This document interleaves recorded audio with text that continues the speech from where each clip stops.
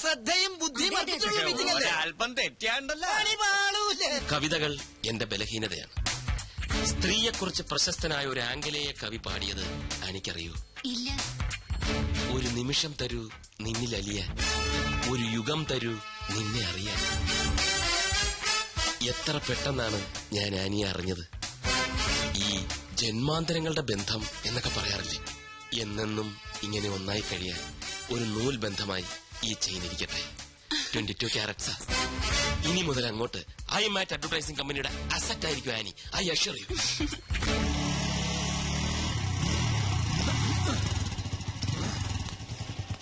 ഓഹോ, അപ്പൊ ഇതാണല്ലേ നിന്റെ ലക്കി കൂപ്പൺ താമസിക്കുന്ന മാളം.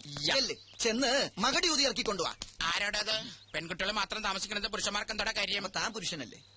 ഞാൻ വാച്ച്മാൻ. ഓഹോ, മാനാണല്ലേ. ഞാൻ വിചാരിച്ചു മയിലാണെന്ന്.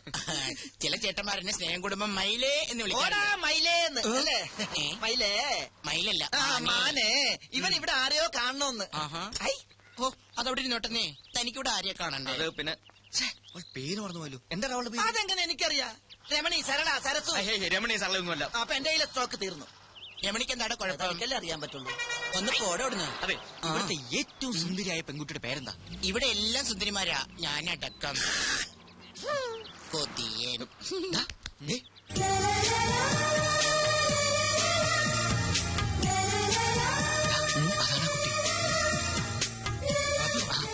അതകിലേ കുട്ടിയെ തന്നെയാ കാണേണ്ടത്.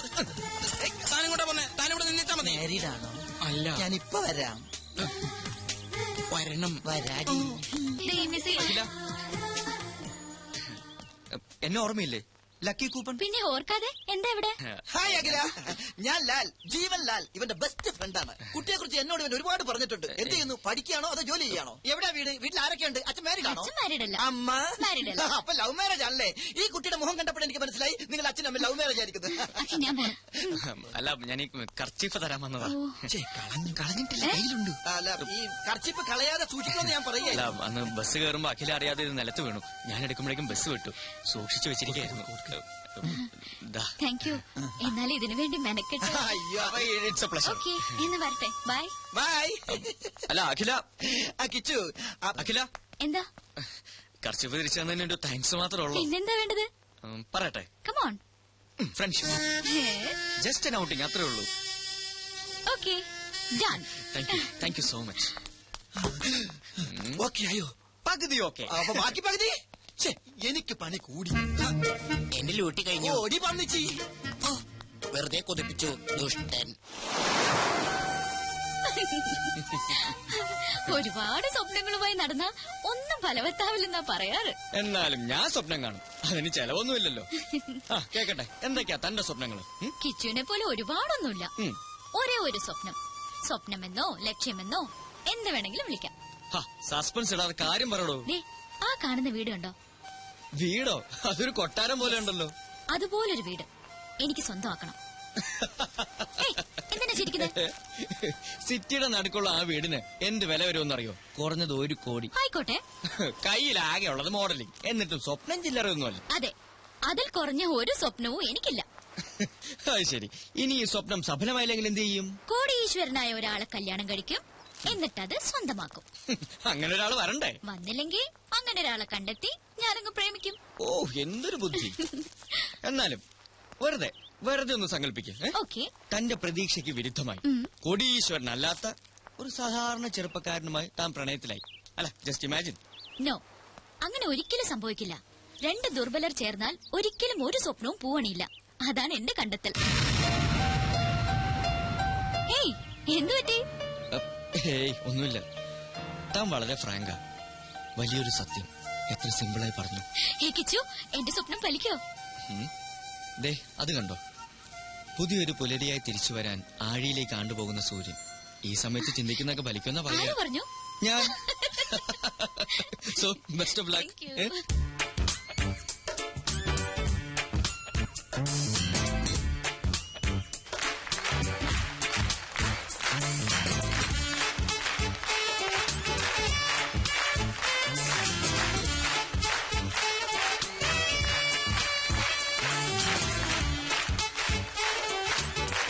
ഇത് കൊള്ളാം. നീ ഇതെവിടെയായിരുന്നു? ഞാൻ സ്റ്റേജിന്റെ പുറകിൽ ഒന്ന് റൂന്ത് കിട്ടി. അവിടെ ആവുമ്പോ മൊത്തമായിട്ട് കാണാമല്ലോ. പല ഷേപ്പിലല്ലേ പീസുകള്. ആദ്യം കണ്ടപ്പോ ഒന്നും പറയണ്ട അറിയാ, കുളിര് കോരിപ്പോയി. അങ്ങോട്ട് പോവാ. വേണ്ട വേണ്ട, എനിക്ക് നിന്നെ പോലെ ഈ കാര്യത്തിൽ ആക്രാന്തമില്ല. ഇങ്ങനെ കാണുന്നതാണ് എന്റെ ഒരു സുഖം.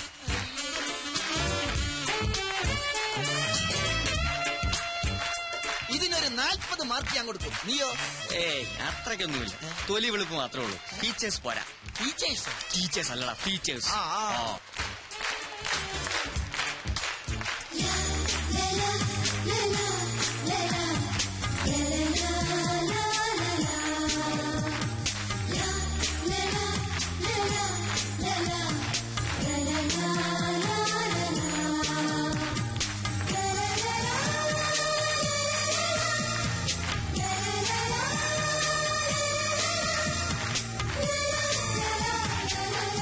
എടാ കിച്ചു, ഇത് നിന്റെ ലക്കി കൂപ്പണല്ലേ?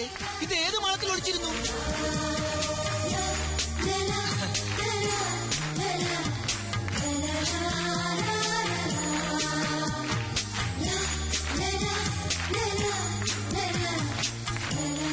ഇതിന്റെ ഫീച്ചേഴ്സ് ഓക്കെ ആണോ? Double okay. എങ്കിൽ ഇതിന് എത്ര മാർക്ക് കൊടുക്കാം? ഇതിന് മാർക്കല്ല, എന്റെ മനസ്സ് തന്നെ കൊടുത്തു കഴിഞ്ഞില്ലേ?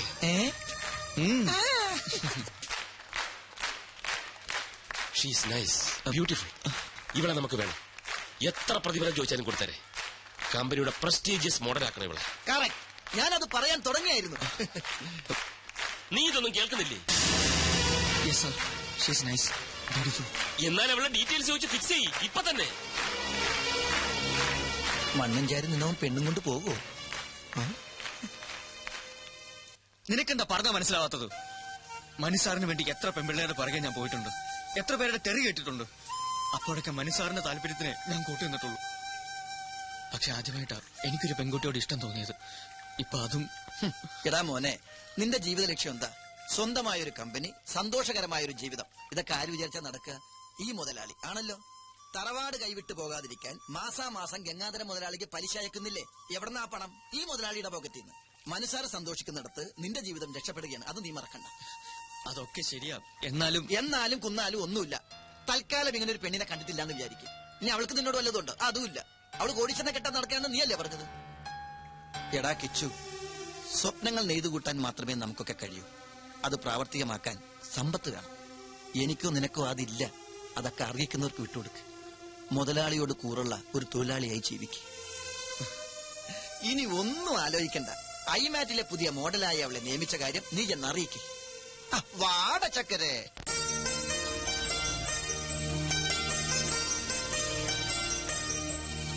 മിസ് അഖില, ഡയലോഗ് ഓക്കെ ആണോ? ഷോട്ട് റെഡിയാണ്. കോസ്റ്റ്യൂം ചേഞ്ച് ചെയ്തു. ഓക്കെ, മാർക്ക് ചെയ്തിട്ടുണ്ട്. ശരി സാർ. കണ്ണ, ഈ ആംഗിൾ ഫിക്സ് ചെയ്തു. ഓക്കെ. അതെ, ഏത് ആംഗിളാ ഫിക്സ് ചെയ്തിരിക്കുന്നത്? ഇതാണോ? എന്തിനാ? കോസ്റ്റ്യൂം കൊടുക്കാനാ? ആംഗിളൊക്കെ ഞാൻ ഫിക്സ് ചെയ്തോളാം. താൻ പോയി കോസ്റ്റ്യൂം കൊടുക്കും. ചേടാ, ആംഗിൾ അനുസരിച്ചല്ലേ കോസ്റ്റ്യൂം കൊടുക്കാൻ പറ്റുള്ളൂ. സോറി മാഡം, ഞാൻ അല്പം തിരക്കിലായി പോയി. എല്ലായിടത്തും എന്റെ ഈ 2 കണ്ണുകൾ തന്നെ എത്തണം. Costume section, camera section, lighting section. ചുരുക്കി പറഞ്ഞ ഞാൻ ഇവിടുത്തെ ഒരു ഓൾറൗണ്ടറാ. ഇതാ മാഡത്തിന്റെ കോസ്റ്റ്യൂം. കോസ്റ്റ്യൂം അളവ് കറക്റ്റാ. ഇതിന്റെ ബാക്കി എവിടെ? ബാക്കിയാ? ഇല്ല, ഇത്രേ ഉള്ളൂ. അറേബ്യൻ ജ്വല്ലറിയുടെ ആഡ് എന്നല്ലേ പറഞ്ഞത്? അതെ, ആധുനിക നാരിയുടെ ആധുനിക സ്വർണ്ണ സങ്കല്പം. നോൺസെൻസ്. ഇത്തരം ഡ്രസ്സുകളൊന്നും ഞാൻ ധരിക്കില്ല. ധരിക്കില്ലേ? ഇതെന്ത് കൂത്താ? പിന്നെ ആര് ധരിക്കും? ഞാനാ? ലുക്ക്, അതൊന്നും എനിക്കറിയണ്ട. പക്ഷെ ഞാൻ ഇത് ധരിക്കില്ല. ഇങ്ങോട്ട് നോക്കിയേ. കുട്ടി ഇത് ധരിച്ചില്ലെങ്കിൽ മുതലാളിയുടെ പണി കിട്ടുന്നത് എനിക്കായിരിക്കും. ഇല്ലെന്ന് പറഞ്ഞില്ലേ? പോയി ഡയറക്ടറോട് പറ. അതെ, പണത്തിന്റെ പ്രശ്നമാണെങ്കിൽ മുതലാളിയോട് പറഞ്ഞ് ശരിയാക്കാം. തുണി കുറയും തോറും മണി കൂടും.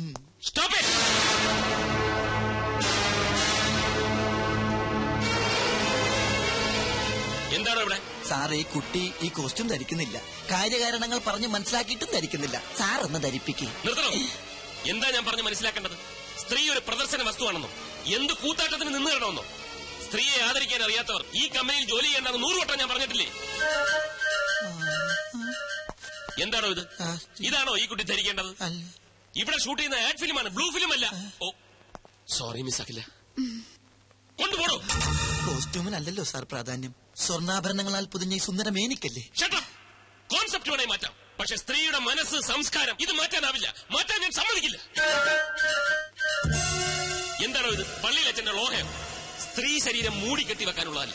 അതിന്റെ സൗന്ദര്യം ആസ്വദിക്കണമെങ്കിൽ അല്പം കലാബോധം വേണം. ആഡ് ഫിലിമാണ് ഇവിടെ ഷൂട്ട് ചെയ്യുന്നത്, അല്ലാതെ കഥകളിയോ ഓട്ടംതുള്ളലോ ഒന്നുമല്ല. പോയി വല്ല ബിക്കിനിയോ മിനിസ്കർട്ടോ എടുത്തോണ്ട് വാടോ. Be sexy man, I say be sexy. എന്താണ് വായും പൊളിച്ചിരിക്കുന്നത്? ഇനിയെങ്കിലും സ്ത്രീകളെ ബഹുമാനിക്കാൻ പഠിക്കണം. ഇന്നിന് ഷൂട്ടിംഗ് മതി. പാക്കപ്പ് പോടോ. സോറി മിസ് അഖില, ഈ മൂഡിൽ ഇന്നിനി ഷൂട്ടിംഗ് വേണ്ട. ഞാൻ കാരണമായി ഇതൊക്കെ സംഭവിച്ചത്. സാറിന്റെ മൂഡ് കളഞ്ഞതിന് ഞാനാ സോറി പറയേണ്ടത്. സാറല്ല, മനു. അങ്ങനെ വിളിച്ചാൽ മതി. നമുക്ക് ഷൂട്ടിംഗ് നാളെ ആക്കിയാലോ? നല്ല മൂഡിൽ. നാളെ നാളെ എനിക്കൊരു എൻഗേജ്മെന്റ് ഉണ്ട്. എന്താ? പേഴ്സണലാ. എന്നാൽ അഖിലയ്ക്ക് ഒഴിവുള്ളത് എപ്പോഴാണോ അപ്പോൾ. ഓക്കെ. Thank you sir. സാറല്ല, മനു. Thank you Manu. ഞാൻ വരട്ടെ. അഖില, തന്റെ ഈ ചിരിയുണ്ടല്ലോ, അതാ ക്യാച്ചിങ്. ചിരിക്കുമ്പോ അഖില കൂടുതൽ സുന്ദരിയാവുന്നു. Thank you Manu. വെൽക്കം.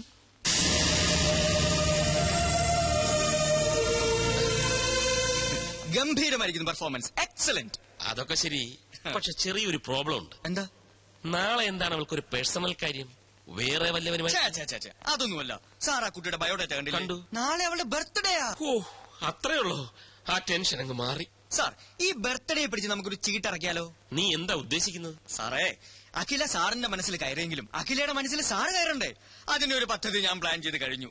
ഇത്തിരി പണച്ചെലവുള്ള കാര്യമാണ്, പക്ഷെ പണം സാറിന് ഒരു പ്രശ്നമല്ലല്ലോ. അതുകൊണ്ട് ആദ്യം പണം തരൂ, എന്നിട്ട് ഞാൻ പ്ലാൻ പറയാം. നടക്കൂ? നടന്നിരിക്കും. എന്തിനാ ഈ പിശുക്ക്? അഖില സാറിന്റേതായ പോരെ. കിച്ചു, ഐമാറ്റ് അഡ്വർടൈസിംഗ് കമ്പനിയുടെ അസറ്റാണാ നീ. Asset. Thanks.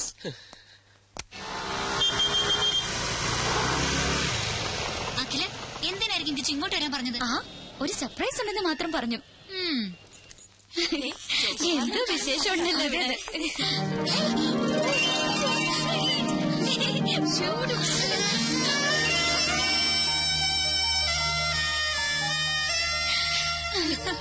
I don't know.